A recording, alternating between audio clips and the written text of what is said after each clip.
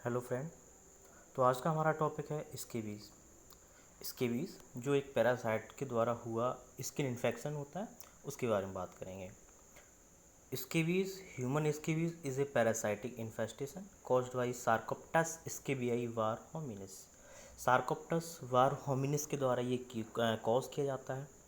Basically ये करता क्या है, इसका जो पैरासाइट होता है वो हमारी स्किन में एंटर करता है। स्किन में एंटर करने के बाद में वहाँ अपने एग्स का प्रोडक्शन करता है, अपने एग्स को छोड़ देता है। जैसे ही अपने एग्स को हमारे स्किन पर छोड़ देता है तो हमारा जो इम्यून सिस्टम है वो रिएक्ट करना स्टार्ट कर देता है। और चूंकि इम्यून सिस्टम रिएक्शन दे रहा है, उसके अगेंस्ट फाइट कर रहा है, उसकी वजह से हमारी स्किन पर कुछ रेड रेसेस, क्योंकि जब इम्यून सिस्टम फाइट करता है तो ब्लड सप्लाई बढ़ जाती है, जिसकी वजह से वहाँ रेसेस का फॉर्मेशन हो जाता है और स्किन पर ईचिंग होने लगती है। स्केबियस जो है बहुत ही कंटेजियस होता है। It means normal close contact के द्वारा भी इसको स्प्रेड किया जा सकता है। ये क्लोज कांटेक्ट होने की वजह से भी स्प्रेड किया जा सकता है, लाइक के कोई भी क्राउड एरियाज हुआ, जैसे स्कूल हुए या मार्केट हुई या कहीं भी ऐसी क्राउड एरिया जहाँ भीड़ जमा हो, लोग जमा हो, तो वहाँ के द्वारा भी ये स्केबीज स्प्रेड हो सकता है। नेक्स्ट, इसकी एपिडेमियोलॉजी क्या होती है। एपिडेमियोलॉजी मीन्स का इसका इंसिडेंट रेट क्या है, इसका प्रीवलेंस रेट क्या है। इंसिडेंट का मतलब होता है total number of new cases in given period of time. एक निश्चित समय दिया हो जाता है, जैसे 6 महीने, 1 साल, उसमें नए केसेस की संख्या कितनी थी। प्रीवलेंस होता है कि टोटल केसेस की संख्या कितनी थी बाई स्केबियस, मतलब इंसिडेंस यानी टोटल न्यू केसेस और जितने ओल्ड केसेस थे उन दोनों का योग, उन दोनों का जो ऐड होता है वो प्रीवलेंस होता है।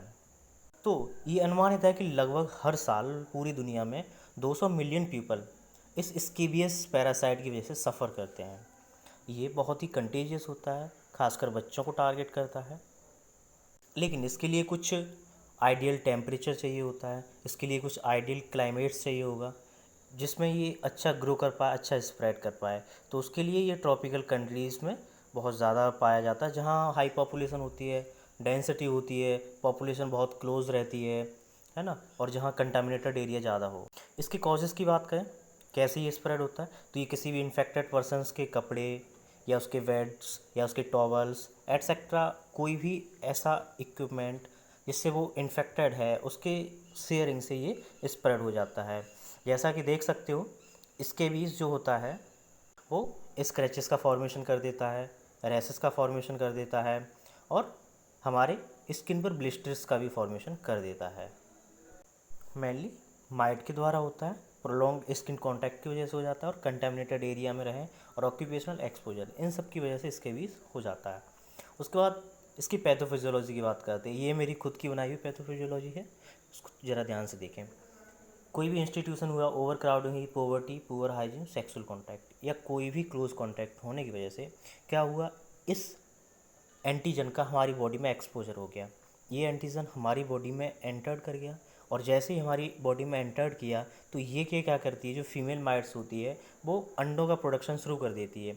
क्योंकि जो फीमेल माइट होती है, पैरासाइट फीमेल माइट जो सार्कोप्टस वार होमिनिस होती है, ऐसा माना जाता है कि इसका जो लाइफ स्पैन है वो 30 दिन का होता है। तो जैसे ही हमारी स्किन में एंटर करती है, माइट का मतलब होता है पिन करके एंटर करती है, तो ये पेप्यूल्स का फॉर्मेशन कर देती है। वहाँ पेप्यूल्स का फॉर्मेशन करने के बाद में ये प्यूस्टिल्स बनाती है।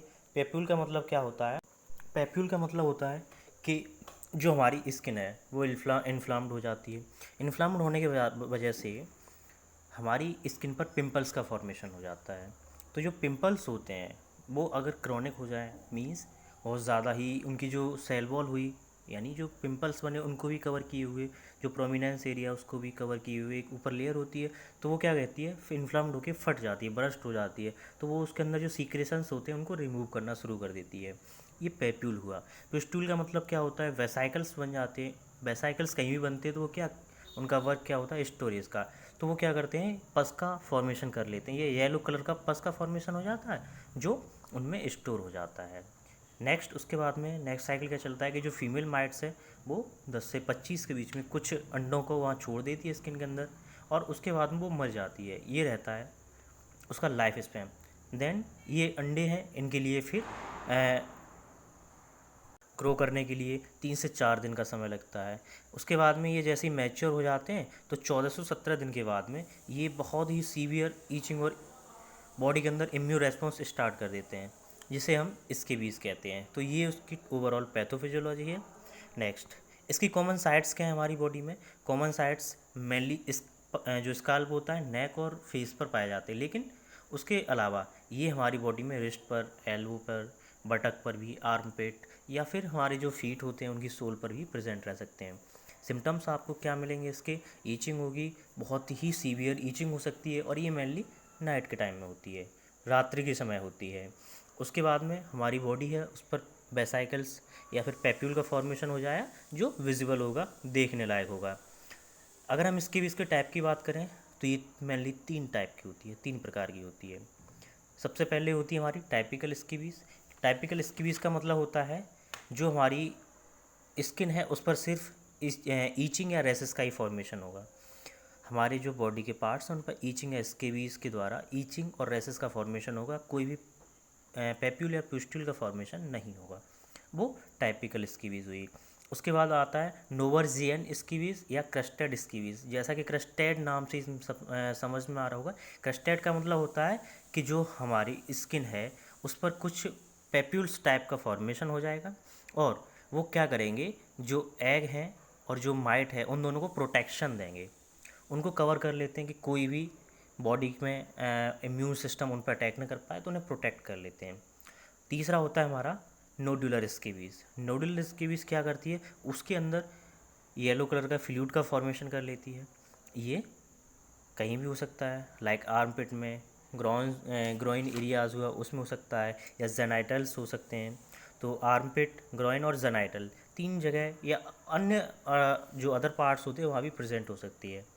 डायग्नोसिस की बात करें इसकी, डायग्नोसिस जो इसकी बेस की होती है वो मेनली स्किन के एग्जामिनेशन से होती है, क्योंकि इसके सिम्टम्स ही अपियरेबल हैं, विजिबल हैं। तो डॉक्टर्स जो एग्जामिन करता है वो इसके साइट पर या लोकेशन पर पेप्यूल्स और प्यूस्टुल के फॉर्मेशन के हिसाब से समझ लेता है। दूसरी अगर बात करें कि इसके क्या मेडिकल एग्जामिनेशन हो सकते हैं, तो आप अपनी बॉडी में अगर मेडिकल लेबोरेटरी डायग्नोस्टिक की बात करेंगे तो उसके लिए आप डर्मल हैंडोस्कोपी एक टेस्ट होता है, उसको यूज़ कर सकते हैं। मेनली इसके लिए स्कैरेज टेस्ट ही यूज़ करते हैं डॉक्टर लोग, उसी से ही आइडेंटिफाई हो जाता है। उसके बाद इसके मैनेजमेंट की बात कर लेते हैं। तो मैनेजमेंट में जो मेन रहता है वो क्रोटामेटॉन क्रीम रहती है, यूरेक्स एंड क्वेल लोशन रहता है, देन पैरामेथ्रिन क्रीम या लिंडन क्रीम हो सकती है, और उसके साथ में हम कुछ सपोर्टिव मैनेजमेंट भी करते हैं, जिसमें हमारी एंटीहिस्टामिन्स ड्रग हो गई, एंटीबायोटिक्स हो गई, स्टेरॉयड क्रीम होगी, और साथ में हम इवरमेक्टिन जो एक पैरासाइट के अगेंस्ट वर्क करती है उसको भी यूज़ कर सकते हैं। लेकिन जैसा कि कहते हैं कि prevention is better than the cure. आप अगर इसकी बीज भी हो जाता है तो उसको स्प्रेड होने से रोक सकते हैं, जैसे कि आप क्लीन एंड क्लॉथ, बिल्कुल साफ़ कपड़े पहने, अपने बेड शीट को, टावल्स को एक्सपोजर से दूर रखें। आप कूल एंड सॉफ्ट स्किन का जो है उस पर लोशंस का यूज़ करें, सूदिंग लोशंस का यूज़ करें, टॉपिकल लोशंस लें आप उसके लिए। तो इन सब से आप प्रिवेंशन की वजह से अपने आप को सेफ रख सकते हैं। अगर बात करें कि इसमें क्या क्या मैनेजमेंट हो सकता है, तो लोशंस हो सकती हैं, एंटी ईच मेडिसिन जिन्हें एंटी हिस्टामिन्स कहते हैं वो हो सकती हैं, पेन हो तो एनसेड्स ले सकते हैं आप, एंटी इन्फ्लामेटरी ड्रग्स ले सकते हैं आप, एटसेट्रा। इन सब चीज़ों का यूज़ करके आप अपने आप को सेफ रख सकते हैं। फास्ट फैक्ट अबाउट स्कीवीज़ की बात करें तो स्कीवीज़ एक हमारी स्किन का इन्फेक्शन होता है जो पैरासाइट के द्वारा किया जाता है।